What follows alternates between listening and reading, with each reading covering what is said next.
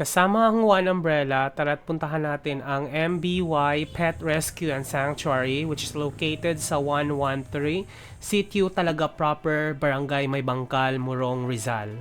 At nagdala ang One Umbrella ng mga pagkain at mga panlinis para magamit sa sanctuary.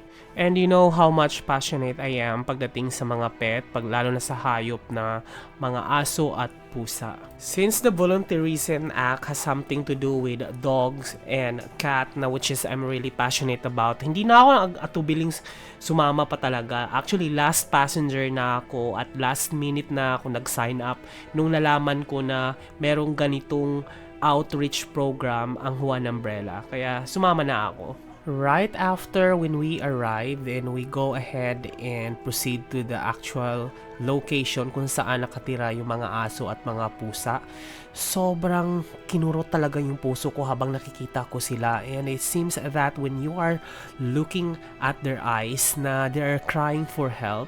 And so fortunate na may mga ganitong establishment, mga non-profit organization or rescue center na out of their own pocket naglabas talaga sila ng kanilang effort in financial at umaasa lang sa mga donasyon sa mga animal lovers na tulad ng mga volunteers na pumupunta every now and then. Kaya malaking tulong talaga ang mga donasyon na pera at mga pagkain, lalo na nakikita mo talaga obviously na nandun ang kalagayan ng mga aso. So since tanghali ang pagdating namin sa sanctuary, the owner of the said establishment allowed us to immerse with the dog who are okay, hindi naman nakakatakot, they are behaviorally calm, so hindi sila nangangagat, and they're all vaccinated. And so as part of immersion, the owner of the sanctuary allowed us to feed the dogs and distribute the foods kasi napakadami talagang aso. Kung makikita nyo yan, isang location lang yan, meron pa yan doon sa dulo, napakarami talaga. The first step is to equally distribute the food. Yung sako-sako, nilalagay nila sa timba. Pagkatapos, yung bawat timba ay isa-isang mo nang i-distribute sa mga plato ng mga nakalatag dyan. So make sure na sabay-sabay at mabilis ang pag-distribute mo dahil dudumugin ka nila as gutom nga naman talaga sila. But hindi sila nangagat talaga, guys. But part of preventive action, meron na rin kasi kami kasamang nurse para if ever may makagat, at least may injection na agad. Yung medyo traumatic pa ng mga aso at hindi pa sanay sa tao, kinukulong muna nila. Ito yung mga asong newly rescued. So pinapasanay at inaalagaan muna nila sa loob ng kulungan before nila palabasin para makapag-immerse ng mga bawat volunteers. So, safe talaga kasi nga tinatansya nila kung kailan nila ito papalabasin. Now, ito lang yung mga aso na mga nakakalabas dyan sa mismong sanctuary and to roam around. Meron dito mga kulungan dito sa loob. So, tingnan natin kung anong meron dito. So, dito sa may bubong, isa itong malaking collection ng mga kulungan kung saan lilinisan ni ate yan. May mga naglilinis din na mga naka-assign dyan. Aside from may mga nakakalabas para uminom, ito yung mga dogs na freely makakatakbo dyan sa loob papunta doon sa lupa, doon sa labas. Now, if we pan dito sa may gilid, yan yung mga newly rescued dog na hindi mo na ini-expose sa mga tao kasi inaalagaan mo na nila, vinavaccine, or ito yung merong behavioral issue na takot sa tao, di kaya madaling mangagat, o di kaya may mga sakit. Ito, kakapanganak lang nito. Sobrang cute na cute talaga yung tuta nito, guys. Ang sarap. Gusto ko nga talagang i-rescue to or i-adapt yung isa sa mga tuta.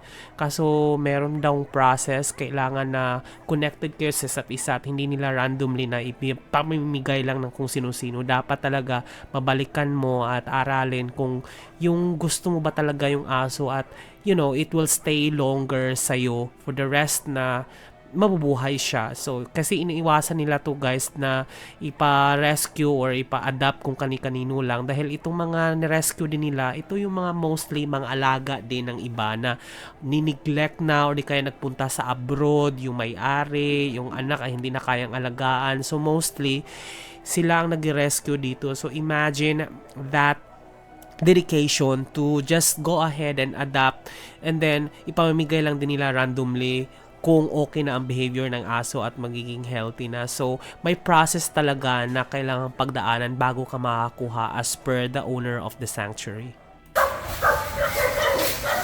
Sipag naman po. Sipag naman ng ating cat lady. So if you are into cats, just like Nori, one of my friends na sumama, meron din silang cat rescue area na kung saan kailangan ding linisan, kaya doon sila naglinis as part of the Volunteerism Act. Malaki rin yung location para sa mga pusa, no? Kasi pag nakikita nyo isang covered roofing na establishment, kabila ito, ayun, no, sobrang laki. Kailangan to linisan dahil nga medyo mabaho talaga kapag pusa, di ba? But again, as a dog lover, ito talaga yung isa sa mga gusto kong ampunin, yung mga nandito sa kulungan. Etong tuta talaga na to, yung tatlong tuta na to, ang sarap talaga itong alagaan. Kung pwede lang talaga maraming aso dito sa condo unit ko dahil nga ang cute-cute talaga nila. Joining a charity has always been close to my heart, but my recent visit to MBY Dog Rescue Sanctuary was an experience I'll never forget. As a dog lover, as an owner of Escobar, who is an American bully and at the same time who owned previous dogs who passed away, I was thrilled to bring food and supply to these incredible animals.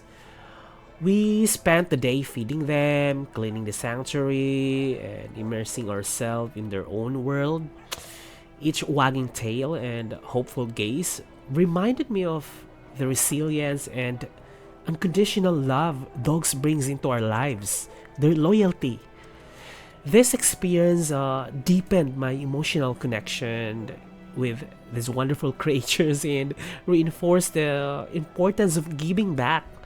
Helping these dogs not only made a difference in their lives but also filled my heart with immense joy and purpose. We finished the volunteerism with a happy meal, and that is my story.